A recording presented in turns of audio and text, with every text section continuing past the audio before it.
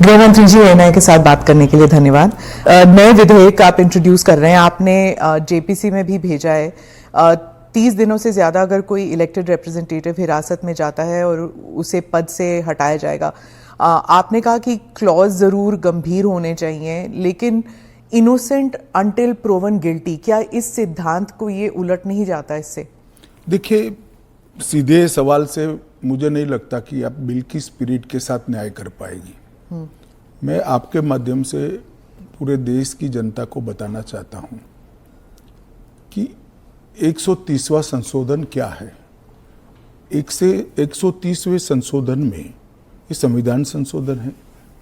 इसमें हमने एक प्रावधान किया है कि प्रधानमंत्री, मुख्यमंत्री, भारत सरकार के मंत्री या राज्य सरकार के मंत्री किसी भी गंभीर आरोप में अगर अरेस्ट होते हैं और 30 दिन तक उनको जमानत नहीं मिलती है तो मुख्यमंत्री या प्रधानमंत्री मंत्री के केस में उनको उनके स्थान से मुक्त करेंगे। अगर वो नहीं करते हैं तो अपने आप कानूनन वो मुक्त हो जाएंगे। ये प्रावधान 130वें संवैधानिक संशोधन में हमने किया है।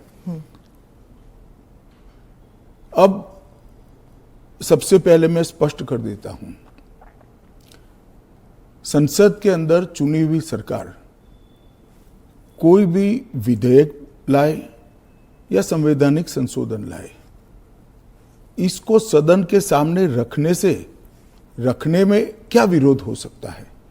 जबकि मैंने स्पष्ट कर दिया था कि इसको हम दोनों सदनों की संयुक्त समिति को सौंपेंगे। वहां आप आपके विचार व्यक्त कर सकते हैं। और दूसरा, जब इस पर मतदान हो तब आप आपका मत व्यक्त कर सकते हो, क्योंकि ये संवैधानिक संशोधन है तो 2/3 बहुमत चाहिए दोनों सदनों में, जो आपके पास नहीं है या नहीं है वो तो उस वक्त सिद्ध होगा। परंतु उस वक्त आप अपना विचार भी रख सकते हो और वोट भी कर सकते हो।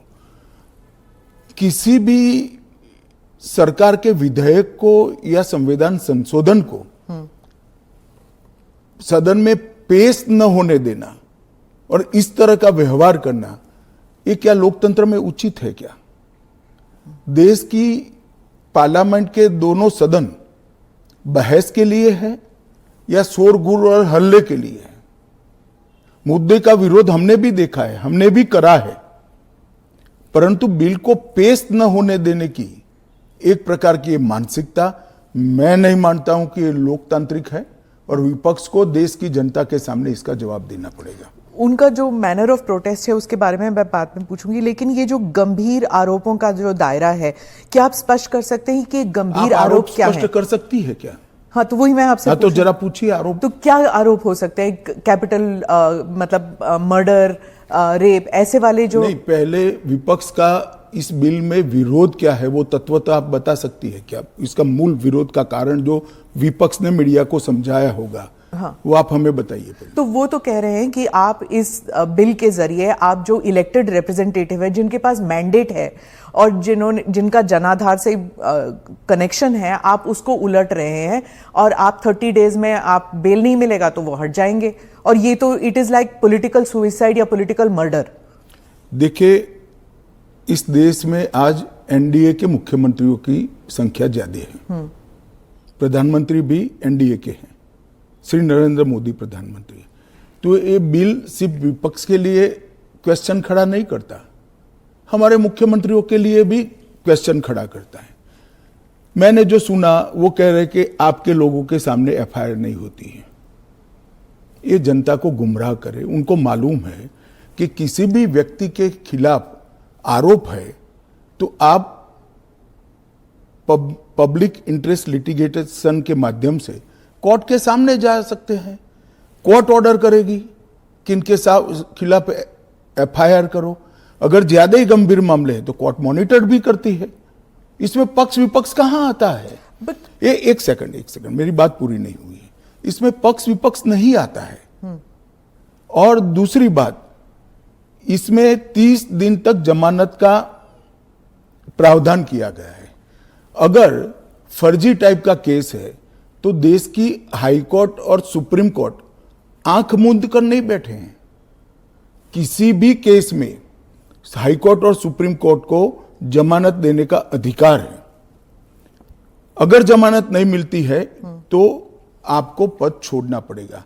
मैं एएनआई के माध्यम से देश की जनता को और पूरे विपक्ष को भी पूछना चाहता हूं, क्या कोई मुख्यमंत्री, कोई प्रधानमंत्री या कोई मंत्री जेल में रहकर सरकार चला सकता है क्या?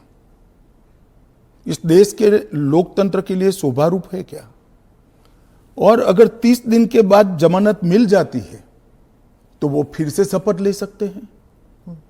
हम multi party parliamentary democratic system में है। जब आपके पास सदन में बहुमत होता है, एक मुख्यमंत्री को किसी भी कारणसर जेल में जाना पड़ा, 30 दिन तक जमानत नहीं हुई, तो अब वो पदमुक्त हो जाएंगे, परंतु उनका बहुमत तो बना रहेगा। जैसे ही मुक्त होंगे वो फिर से मुख्यमंत्री बन सकते हैं। ये जो गंभीर आरोप होते हैं इन लोगों के खिलाफ, वो उनको साबित करने के लिए या उनसे छुटकारा पाने के लिए इतना वक्त लग जाता है। आप जैसे जो डेमोक्रेसीज हैं, बाकी डेमोक्रेसीज हैं, वहां पे क्या होता है कि वो हट जाते हैं और फिर वापस आते हैं। यहाँ पे तो जेल में डाल देते हैं। देखिए, जेल में डालने का जो प्रावधान है वो एनडीए सरकार ने नहीं बनाया है, वो सालों से यहां चल रहा है। दूसरी बात कि ये जो आपने कहा कि गंभीर आरोप की व्याख्या क्या होगी, तो उसमें हमने व्याख्या कर दी है कि 5 साल से ज्यादा सजा का जहां प्रावधान है वहां पर उनको पद छोड़ना पड़ेगा। कोई छुटपुट आरोप के लिए पद नहीं छोड़ना है, मगर जिन पर करप्शन के आरोप है या 5 साल से ज्यादा सजा के आरोप है, ऐसे मंत्री, मुख्यमंत्री या प्रधानमंत्री जेल में बैठकर सरकार चलाए, ये कितना उचित है? पर दोष के ऊपर कैसे कर सकते हैं? पहले मैं आपको सिद्धि तो हो जाए ना। मैं आपको बताना चाहता हूं, आज भी भारत के जन प्रतिनिधित्व कानून जो है उसके अंदर प्रावधान है कि किसी भी चुने हुए प्रतिनिधि को 2 साल या इससे अधिक समय के लिए सजा होता है तो वो अपने स्थान से मुक्त हो जाएंगे सांसद के रूप में।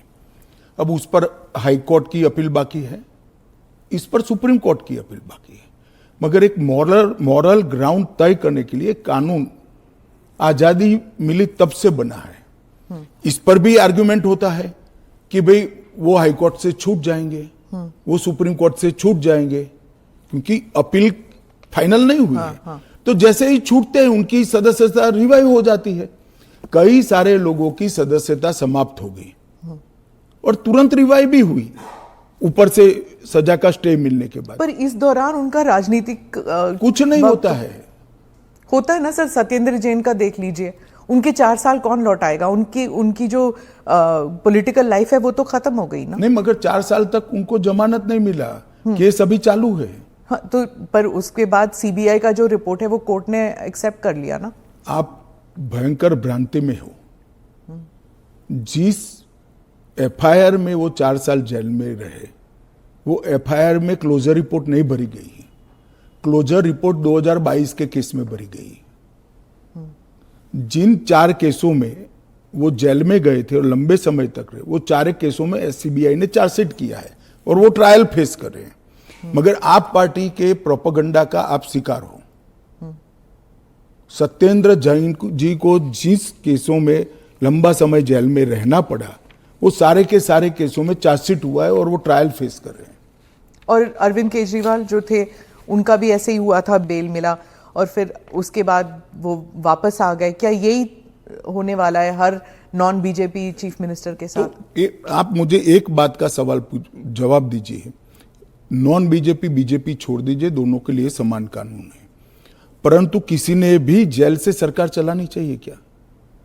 आजादी से अब तक कई सारे नेता जेल में गए, कई सारे मुख्यमंत्री भी गए, मंत्री भी गए, और सबने इस्तीफा देकर जेल में गए। अभी अभी एक ट्रेंड शुरू हुआ कि जेल में जाने के बाद भी इस्तीफा नहीं देना। ढेर सारे ऐसे लोग हैं जिन्होंने इस्तीफा दिया। तमिलनाडु के कुछ मंत्रियों ने नहीं दिया, दिल्ली के मंत्री और मुख्यमंत्री ने नहीं दिया, और सरकार के सचिव, डीजीपी, मुख्य सचिव इनके पास आदेश लेने के लिए जेल में जाएंगे। ये क्या हमारे लोकतंत्र को दुनिया में सम्मान दिलाएगा क्या? ये मुद्दे पर चिंता, चर्चा होनी चाहिए, नहीं होनी चाहिए। और मैं आज जो कांग्रेस पार्टी इसका मुखर कर विरोध कर रही है, वो कांग्रेस पार्टी के एक स्टैंड को ही मैं कह रहा हूं। जब यूपीए की सरकार थी, श्री मनमोहन सिंह जी इनके प्रधानमंत्री थे और लालू प्रसाद यादव जी इनके मिनिस्टर थे। लालू प्रसाद जी को सजा हो गई।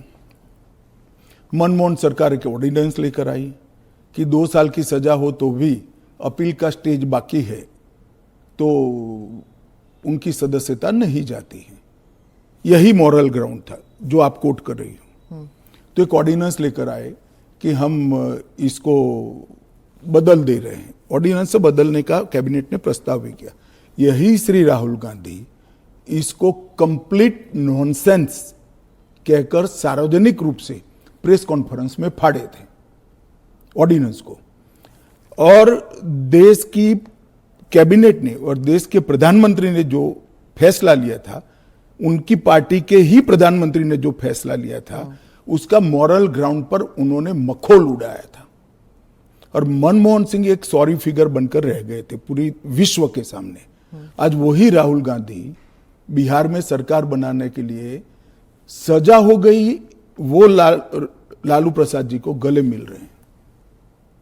ये ड्यूअल स्टैंडर्ड नहीं है क्या? ये शोभा देता है क्या?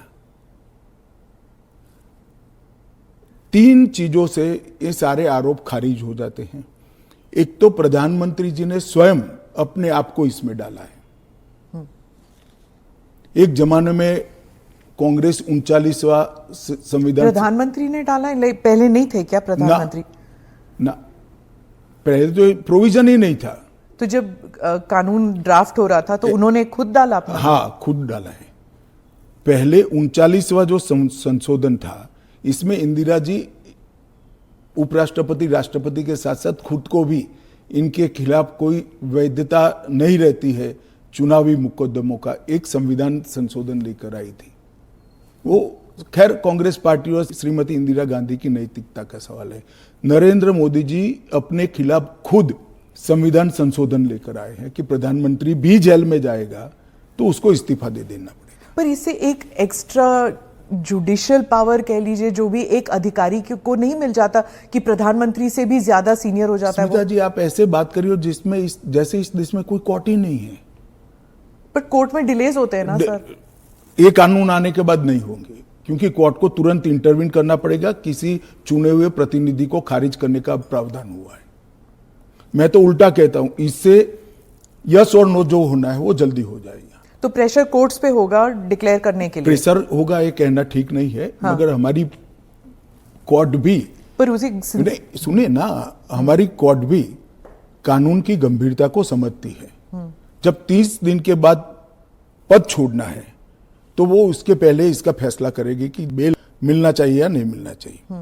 हाईकोर्ट में जब केस गया कि श्री केजरीवाल जेल में है, तब उनको वहां से इस्तीफा देने चाहिए। एक पब्लिक इंटरेस्ट लिटिगेशन फाइल हुआ।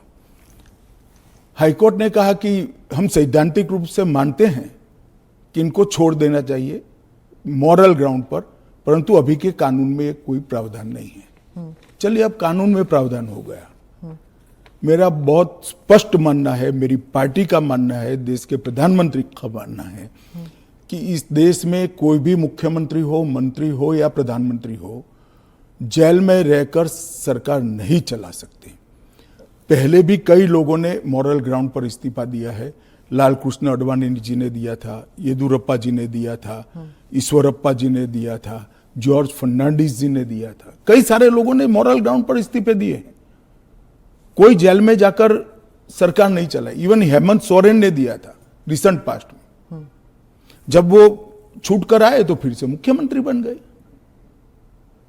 अब इसका हमने कानूनी प्रोविजन किया है, क्योंकि जब पहले कानून बने होंगे, संविधान बना होगा, तब संविधान निर्माताओं ने ऐसी निर्लज्जता का कल्पना नहीं करा होगा कि कोई भी मुख्यमंत्री जेल में जाएगा और अंदर से मुख्यमंत्री बना रहेगा। खैर, अब ऐसी घटनाएं हुई है रिसेंट पास्ट में, तो हमें हमारी नैतिक मूल्यों के स्तर को गिरने नहीं देना चाहिए। एक कानून नैतिक स्तर के मूल्यों को एक आधार देगा और इससे हमारा लोकतंत्र निश्चित रूप से मजबूत होगा।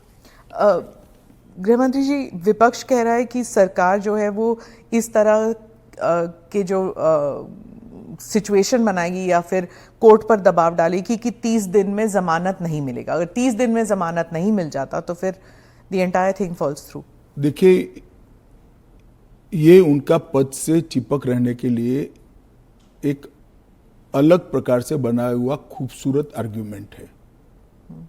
मैं मानता हूं हमारी कोर्ट्स संवेदनशील है और जब किसी का पद जाता है तो निश्चित रूप से कोर्ट समय मर्यादा में उनकी जमानत के फैसले करेंगे, जो भी होगा उसका। मैं विपक्ष के लिए नहीं लिखा, पक्ष विपक्ष जो भी होगा इसकी जमानत के फैसले तुरंत ही करने की पद्धति भी डेवलप होगी, ऐसा मेरा स्पष्ट मानना है। वो तो कहते हैं कि पॉलिटिक्स ऑफ वेंडेटा होगा, क्योंकि जो इन्वेस्टिगेटिंग ऑफिसर है, जो पुलिसिंग है, वो सब सेंट्रल के कमांड में आ जाता है। पूरी चीज में से आपकी सरकार है तो फिर पूरी चीज में से कोर्ट को बाहर ही रख रही हो। तो कोर्ट जाने से पहले इन्वेस्टिगेशन भी तो होगा ना। इन्वेस्टिगेशन तो पुलिस के हाथ में। मैं समझ गया, इन्वेस्टिगेशन हो गया, गलत हुआ, मान लीजिए आरोप भी मान लीजिए, अरेस्ट भी गलत हुई, तो 30 दिन में कोर्ट कहेगा अरेस्ट गलत है। और वेंडेटा की बात कांग्रेस पार्टी कर रही है, इनको शोभा नहीं देता जी। पर ये फिर वही पॉलिटिक्स की बात हो गई ना, क्योंकि आप कह रहे हैं कि इतने सारे राज्य हैं जहां पर बीजेपी के चीफ मिनिस्टर्स हैं, लेकिन वो तो टारगेट में नहीं होंगे। वो तो कह रहे हैं कि जहां पर बीजेपी की सरकार नहीं है वहां के चीफ मिनिस्टर्स को आप टारगेट बनाएंगे, खासकर ये जो इंडिया अलायंस के जो चीफ मिनिस्टर्स हैं। देखिए, मैं अभी भी कहता हूं कि भारतीय जनता पार्टी और एनडीए शासित जो राज्य हैं वहाँ कोई भी करप्शन या हमारे मंत्री या मुख्यमंत्री के खिलाफ केस है, उनका आरोप मान लीजिए, मानने के लिए ये फर्जी आरोप है, मगर एक सेकंड के लिए मान लीजिए कि कानून का काम नहीं करेगा, तो कोई भी व्यक्ति कोर्ट के सामने जा सकता है और कह सकता है कि इनके सामने एफआईआर दर्ज करने का आदेश दीजिए। और जब उनकी सरकार थी और वो ऐसा करते थे, तब बहुत सारी जांच कोर्ट के आदेशों से शुरू हुई है। यूपीए 2 में कम से कम 12 केस में गिना सकता हूं जहां कोर्ट के ऑर्डर से सीबीआई की जांच हुई है और सारे लोग फंसे हैं। पर वो उस टाइम तो उनकी सरकार थी, अभी आपकी सरकार है। वो कह रहे हैं कि चाहे डीएमके हो या आम आदमी पार्टी हो, आप सबके नेताओं को आप जेल में डाल देंगे। ऐसे नहीं हो सकता है, ये संभव ही नहीं है, क्योंकि कोर्ट तुरंत इंटरवीन करेगी अगर इसके अंदर एफआईआर के अंदर या अरेस्ट के अंदर तत्व नहीं है तो अरविंद केजरीवाल का उदाहरण भी देते हैं कि इस प्रावधान के अनुसार अगर उन्हें जमानत 30 दिन के भीतर ना मिलती तो वो भी वहीं पे पड़े रहते, जेल में पड़े रहते, और उनको फिर वो चीफ मिनिस्टर पद से भी हटा दिया। जमानत उनको एक कानून आया ही नहीं था, फिर भी मिल गई थी। हाँ, मगर इतना जरूर होता, अगर ये कानून होता तो उनको इस्तीफा दे देना पड़ता। वो जो मैं मानता हूं कि देना चाहिए। बाहर निकलकर जब पब्लिक विरोध करने लगी तो उन्होंने दे भी दिया, मॉरल ग्राउंड पर ही दिया। अब कानूनन देना पड़ेगा, इतनी ही बात है। तो चुनाव फेस करने के पहले उन्होंने मॉरल ग्राउंड पर इस्तीफा देकर आतिशी जी को दिल्ली की मुख्यमंत्री, क्योंकि जैसे ही घूमने लगे पब्लिक ने सवाल करे। आपने कहा कि आप जीपीसी में भेजने वाले हैं, लेकिन ऑपोजिशन जो कह रहे हैं, जैसे टीएमसी जो फोर फ्रंट पे है ऑपोजिशन में इस मामले में, वो कह रहे हैं कि वो जेपीसी का हिस्सा बनेंगे ही नहीं, वो बॉयकॉट कर देंगे। फिर क्या होगा? नहीं, क्या होगा तो हम क्या कर सकते हैं? तो फिर वो कानून ले आएंगे फिर? तो उनको कौन ना बोल रहा है कि आप मत बनो, क्योंकि हम कह ही रहे हैं कि आप बनिए। आप अगर पार्लियामेंट चलाने के जो नियम बने हैं वो नियम को भी स्वीकार नहीं करोगे और आप कहोगे कि हमारी इच्छा है वही फाइनल हो, भले हम विपक्ष में हैं, ऐसे नहीं हो सकता। सरकार उनको मौका दे सकती है, अगर वो मौके का स्वीकार नहीं करते हैं तो हम क्या कर सकते हैं? हम तो रिसीविंग एंड पर हैं। क्योंकि वो रिसीविंग एंड पे हैं आप। निश्चित रूप से अगर जेपीसी बनाने का निर्णय होने के बाद भी वो जेपीसी का बहिष्कार करते हैं तो सरकार के पास विकल्प क्योंकि क्या वो कह रहे हैं कि आप सिर्फ उनका स्टैंप चाहते हैं, ये तो संविधान की हत्या है ये बिल। ऐसा नहीं है। जेपीसी में अनेक साक्ष्य बुलाए जाते हैं, सार्वजनिक जीवन के भी बुलाए जाएंगे। आप एप्लीकेशन करोगी तो आपको भी बुलाएंगे, आपका रिकॉर्ड होता है और वो सारे दलीलों का, साक्ष्यों के दलील का काट कर रिपोर्ट तैयार होता है और वो रिपोर्ट के आधार पर बिल को बदला जाता है। तो पूरी पार्लियामेंट की संवैधानिक प्रक्रिया को ही सिरे से खारिज करते हैं। फिर तो आप ऐसे भी कह सकते हो कोई भी कानून हम पास नहीं होने देंगे, हम विरोध करेंगे। कि महत्वपूर्ण बिल है, सभी पार्टियों के सदस्यों की राय पार्टी से कंसल्ट कर एक कंसीडर्ड राय जेपीसी के सामने आनी चाहिए। और अगर जेपीसी नहीं आता, अगर वो बहिष्कार करते हैं, तब क्या होगा? तो कुछ नहीं होगा, जेपीसी अपना काम करेगी। तो कैसे काम करेगी? अगर बहिष्कार कर रहे हैं तो फिर तो पूरे ऑपोजिशन के बगैर तो मौजूदा लोग काम करेंगे। कल को आप अगर ऑपोजिशन अभी से लेकर 4 साल तक कोई काम में सहयोग नहीं होता है, देता है, तो देश नहीं चलेगा क्या? स्मिता जी, ऐसे नहीं चलता है। हम इतना ही कर सकते हैं कि उनको बोलने का मौका दे, उनको बात रखने का मौका दे। अगर वो अपनी बात रखना ही नहीं चाहते हैं, अगर बोलना ही नहीं चाहते हैं, तो देश की जनता भी तो देख रही है ना चीजों को। विपक्ष का यही कहना है कि आप हमेशा कह रहे हैं, इस बिल को लेकर कह रहे हैं कि जुडिशरी डिसाइड करेगा, जुडिशरी। लेकिन जुडिशरी में सारे केसेस इतनी लंबे तौर पर विलंबित होती हैं, नहीं चलते हैं। और एक सेकंड, जुडिशरी में बेल के केस कभी भी, मेरे अलावे किसी भी बेल का केस सुप्रीम कोर्ट में 5 दिन से ज्यादा नहीं चला है। पर ये इरिवर्सिबल हो गया ना, ये जो केसेस हो जाते हैं, अगर उनको पद छोड़ना पड़े तो ये इरिवर्सिबल हो गया ना। जमानत मिलने के बाद वो फिर से ले सकते हैं। हमारा इतना ही है कि जमानत नहीं होती तब तक आप जेल से सरकार नहीं चला सकते। तो चलो, जमानत मिलने में 30 की जगह 40 दिन हुआ, तो 40 दिन के बाद आप शपथ ले सकते हो। इसमें कोई जुडिशियल प्रोविजंस हैं क्या इस बिल में कि थोड़ा बहुत एटलीस्ट सुरक्षित महसूस करे? एक यही सबसे बड़ा सुरक्षित महसूस करने का कारण है कि 30 दिन के बाद अगर आप इस्तीफा देते हो, उसके बाद में आपको जमानत मिलती है, जब चार्जशीट हो जाए वगैरह वगैरह, और जमानत अगर मिलती है तो आप शपथ ले सकते हो। इससे असुरक्षित होने का कोई भाव रखने का कारण के नजरिए में आप ऑलरेडी गिल्टी साबित हो गए ना। अगर आपको इस्तीफा देना है, फिर से इलेक्शन लड़ना है, ऐसा है। इसके पहले कितने स्टेज आते हैं, पहले आप जान लीजिए। सबसे पहले एफआईआर होती है, और सीबीआई है तो पीई होती है, प्रिलिमिनरी इंक्वायरी होती है। एफआईआर होती है, एफआईआर पर आप स्टे ले सकते हो। हाँ। उसके बाद में आपकी पूछताछ होती है, इस पर भी स्टे ले सकते हो। इसके बाद में आपका समन निकलता है, उसके बारे में भी आप स्टे ले सकते हो, और अरेस्ट पर भी स्टे लेते हो, और अरेस्ट होती है तो फिर जमानत के लिए अप्लाई भी कर सकते हो। ये 5 स्टेज आते हैं, रातों रात कुछ नहीं होता। मगर करप्शन में अगर आकंठ आप डूबे हुए हैं तो फिर तो अरेस्ट भी होगी, जेल में भी जाना पड़ेगा, इस्तीफा भी देना पड़ेगा। फिर भी अगर बाद में जमानत होती है तो आप फिर से शपथ ले लो भाई। मगर एक बात आप मुझे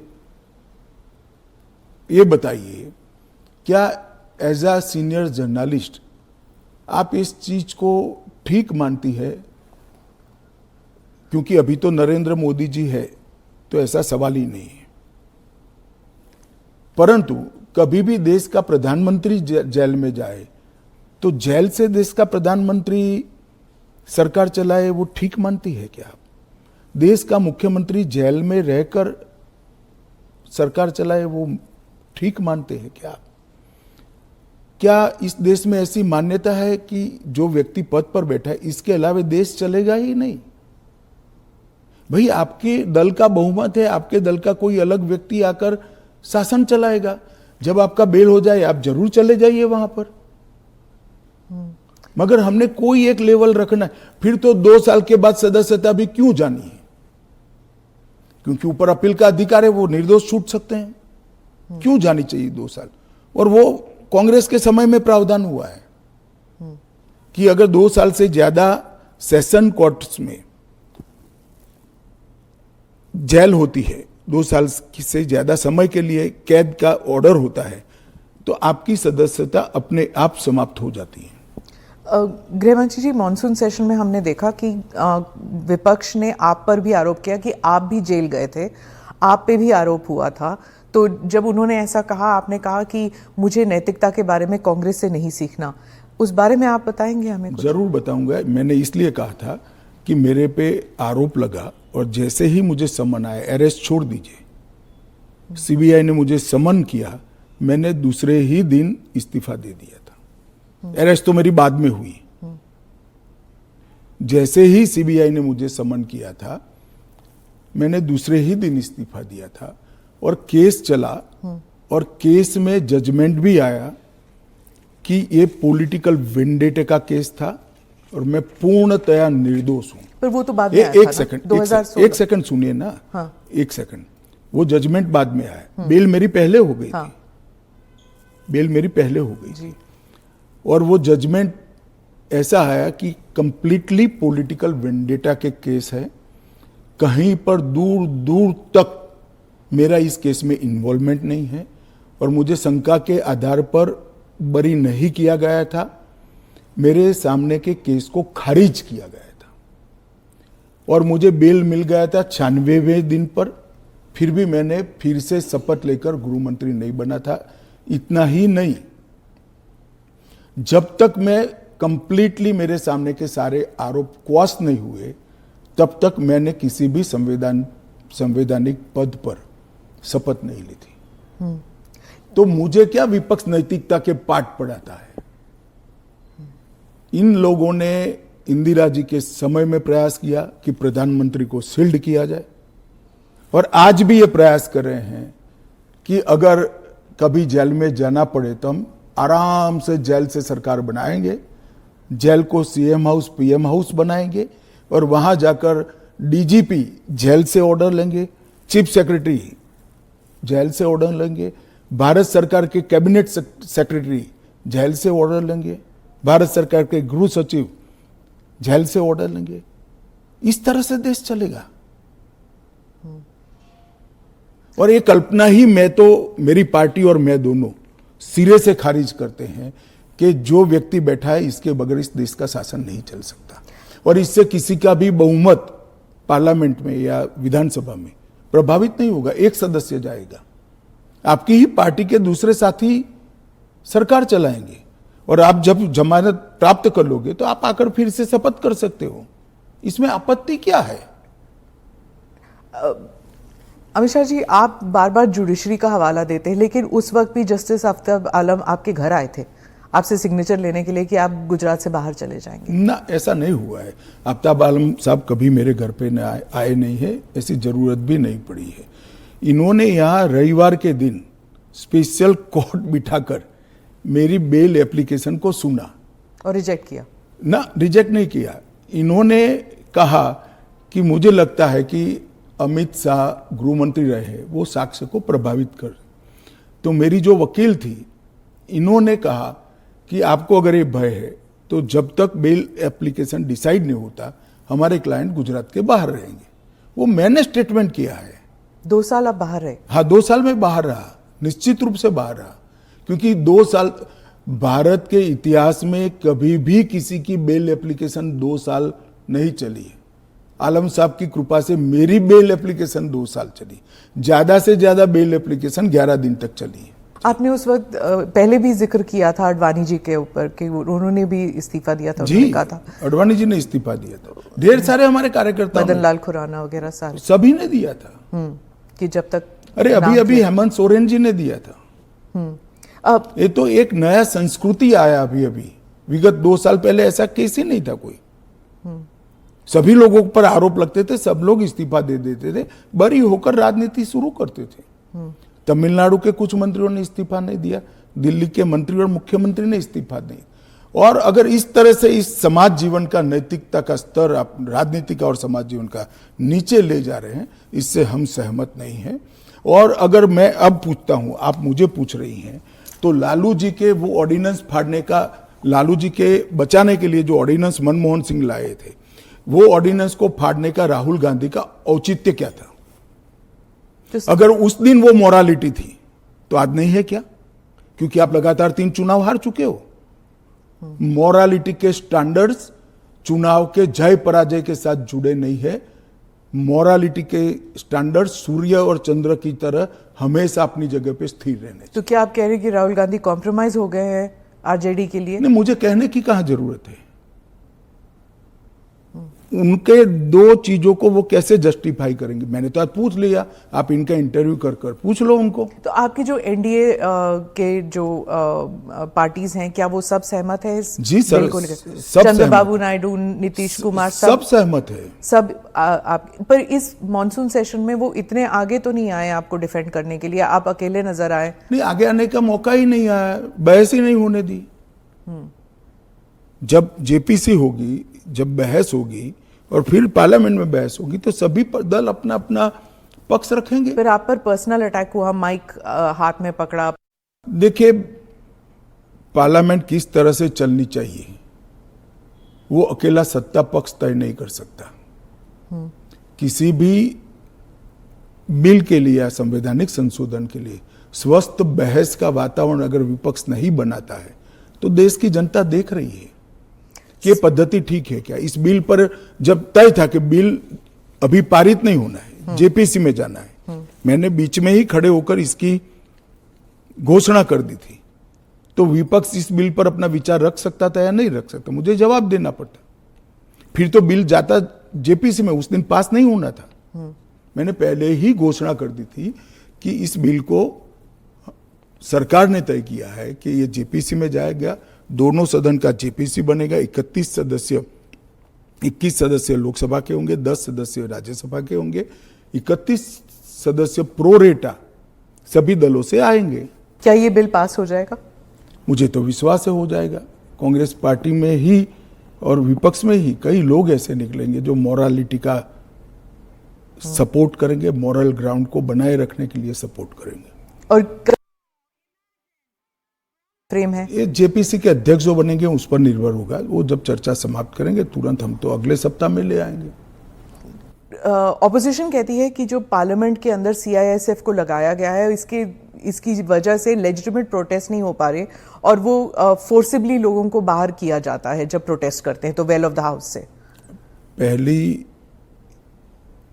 एक बात की स्पष्टता आप समझ लीजिए, पार्लियामेंट के अंदर कोई भी फोर्स पार्लियामेंट की और गृह के अंदर सदन की सुरक्षा में वो स्पीकर के अधीन होती है। इसमें फोर्स का महत्व नहीं होता है। पहले भी दिल्ली पुलिस के जवान थे, अब सीआईएसएफ मार्शल्स थे ना पहले। तो वही मार्शल्स होते हैं, आज भी मार्शल्स ही है। वो जैसे ही संसद की सुरक्षा विंग में आते हैं वो सीआईएसएफ या दिल्ली पुलिस के जवान नहीं रहते, वो मार्शल माने जाते हैं और वो स्पीकर के तहत होते हैं। मार्शल सदन के अंदर तभी प्रवेश करते हैं जब स्पीकर उनको ऑर्डर करे। एक बात, ये जो बदलाव हुआ है वो एक बड़ी दुर्घटना हुई थी। कुछ वामपंथी लोगों ने संसद के अंदर स्प्रे किया था, कलर स्प्रे किया था। उस वक्त लोकसभा स्पीकर ने एक कमेटी बनाई और वो कमेटी में गृह सचिव भी थे, लोकसभा के सेक्रेटरी जनरल थे, राज्यसभा के सेक्रेटरी जनरल थे और कई लोग थे। उन्होंने मिलकर ये तय किया कि किसी न किसी एक सीएपीएफ में स्पेशल संसद की सुरक्षा के लिए ट्रेनिंग किया हुआ एक दस्ता बनाया जाए, जो दस्ता संसद सभ्यों की गरिमा, पार्लियामेंट्री प्रोसीडिंग की गरिमा और संसद की सुरक्षा तीनों का समायोजन कर काम कर पाए। और तब यह तय हुआ कि सीआईएसएफ के अंदर पार्लियामेंट की सुरक्षा के लिए एक स्पेशल दस्ता बनाया जाएगा। जो पहले दिल्ली पुलिस के लोग मार्शल के रूप में आते थे, उसी तरह से मार्शल के रूप में सभापति और स्पीकर के अंतर्गत काम करेंगे। पर ये एक सेकंड, वो संसद की बाहरी सुरक्षा को भी सुनिश्चित करते हैं और आंतरिक मार्शल का काम भी वो करते हैं, क्योंकि संसद के अंदर हथियार ले जाने की अनुमति किसी भी सुरक्षा कर्मी को नहीं है। पर ये पैरामिलिट्री हो जाता है ना ट्रेनिंग उनकी। दिल्ली पुलिस क्या होता है, वो भी पुलिस होता है, वो भी मेरे ही अंडर आता है। इनको बहाना चाहिए और वो एक प्रकार की भ्रांति जनता में खड़ी करना चाहते हैं, मगर वो निश्चित रूप से सफल नहीं होंगे, क्योंकि जनता से सीधा इंटरेक्शन उनसे कई गुना ज्यादा हमारा है। हम जनता से बात करते हैं, ऐसे ही आकर यहां नहीं बैठ गए हैं। मगर 3 चुनाव हारने के बाद मुझे लगता है फ्रस्ट्रेशन का जो लेवल है, वो सामान्य विचार विवेक जो होता है वो गवा बैठा है। पर वो राहुल गांधी कहते हैं कि लोगों के बीच तो वो जाते हैं, ट्रक ड्राइवर के बीच जाते हैं, खेतों में वो चाह रहे हैं, आप लोग तो नहीं जाते हैं। ऐसा है कि मैनेज कर कार्यक्रम करना और जनसंपर्क करना, दोनों के बीच में बड़ा फर्क है। जब बिल्स की बात हो रही है और पारदर्शिता की बात हो रही है, तो मैं वाइस प्रेसिडेंट इलेक्शन पर आऊंगी, पर उससे पहले पूछूंगी कि धनखड़ साहब के साथ क्या हुआ था। उन्होंने आपने प्रेशर डाला था उन पर रेजिग्नेशन के लिए? नहीं, मुझे लगता है ANI ने रिसर्च विंग बंद कर दिया है। धनखड़ साहब का इस्तीफे का पत्र स्वयं स्पष्ट है। इन्होंने अपने आरोग्य का हवाला देते हुए इस्तीफा दिया है, स्वास्थ्य का हवाला देते हुए, और उन्होंने सरकार के मंत्री, प्रधानमंत्री और सभी सदस्यों का हृदय से उनके अच्छे कार्यकाल के लिए धन्यवाद किया है।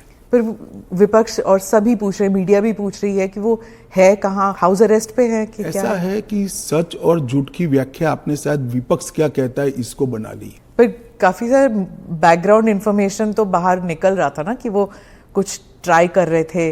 ये भी बात निकल रही है कि शायद कू कर रहे थे। कौन? धनखड़ जी। नहीं, ऐसी कोई बात नहीं है जी।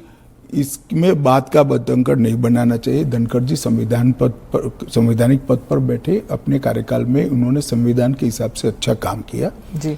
इनकी निजी स्वास्थ्य की समस्या के कारण इन्होंने इस्तीफा दिया है। हाँ। इसको ज्यादा खींच कर कुछ ढूंढने का प्रयास नहीं करना चाहिए। देखिए, देश में बहुत सारी पॉजिटिव स्टोरीज हैं, हमेशा इस तरह की स्टोरी के पीछे नहीं लगना चाहिए। जो एनडीए के जो वाइस प्रेसिडेंट कैंडिडेट है, कहा जाता है कि आपने उन्हें इसलिए पिक किया क्योंकि बीजेपी जो है अब तमिलनाडु में अपना खाता खोलना चाहती है, इसलिए। नहीं, ऐसा नहीं है। हम पहले भी तमिलनाडु में साथियों के साथ चुनाव लड़े हैं।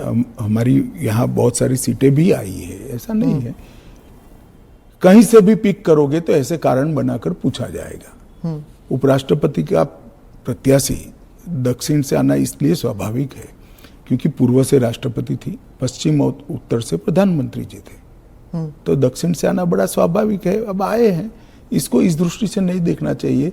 श्री राधाकृष्णन जिनका बहुत लंबा राजनीतिक जीवन रहा है, वो 2 बार संसद के सदस्य रहे, हमारी पार्टी के अध्यक्ष रहे, झारखंड के गवर्नर रहे, तेलंगाना के गवर्नर रहे, पांडिचेरी के गवर्नर रहे, मुंबई के गवर्नर रहे, और सार्वजनिक जीवन में एक साफ सुथरा उनका जीवन है और एक बेहद मैच्योर राजनीतिज्ञ है।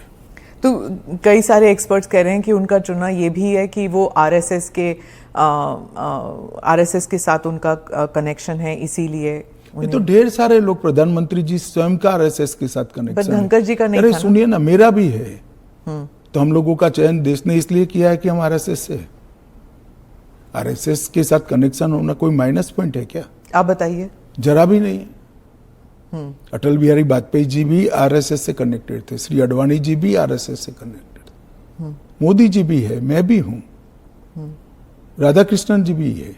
और जो इंडिया अलायंस के जो कैंडिडेट है, उनके बारे में आपने कहा कि उन्होंने एक समय था जब उन्होंने मेरे कहने से क्या होता है, वो तो सुप्रीम कोर्ट का रिकॉर्ड है। सलवा जुडम को इन्होंने खारिज कर दिया। आदिवासियों का आत्मरक्षा का जो अधिकार था उसको उन्होंने समाप्त कर दिया। इसके कारण इस देश में नक्सलवाद 2 दशक ज्यादा चला है। उस वक्त नक्सलवाद अंतिम सांसें गिन रहा था, क्योंकि जो आदिवासी थे, जो बच्चों को पढ़ाना चाहते थे, जिनके यहाँ रोड नहीं पहुंचता था, इससे परेशान थे, जिनके यहाँ स्वास्थ्य सेवाएं नहीं थी, वो परेशान थे।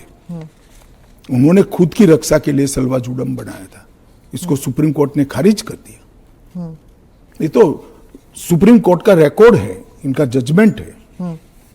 और इसके बाद जो स्कूल तबाह हो गए थे नक्सलियों के कारण, वो स्कूलों में सीआरपीएफ और सुरक्षा बल बैठे थे। रातों रात एक ऑर्डर करके सबको बाहर कर दिया। कई जगह हमले हुए सुरक्षा बलों पर। ये दोनों जजमेंट, इसका जवाब श्री सुदर्शन रेड्डी से ज्यादा राहुल गांधी ने देना चाहिए। कि उन्होंने क्यों पिक किया? जी, मैं तो मानता हूं यही क्राइटेरिया रहा होगा। नक्सल को सपोर्ट करने के लिए? नहीं, वामपंथी विचारधारा, और इसलिए ये जजमेंट से निश्चित रूप से नक्सल प्रोटेक्ट हुए हैं। तो क्या वाइस प्रेसिडेंट इलेक्शन भी अब it will be polarising factor? पहले भी नहीं होता। पोलराइजेशन क्या है? जब आप इतना बड़ा आरोप लगा रहे हैं कि और पोलराइजेशन अगर होगा भी तो किस मुद्दे पर होगा? देश की सुरक्षा के मुद्दे पर होगा। मैं मानता हूं देश की सुरक्षा पर सांसदों ने विचार करना चाहिए या नहीं करना चाहिए। ANI के साथ बात करने के लिए धन्यवाद। आपका धन्यवाद। धन्यवाद।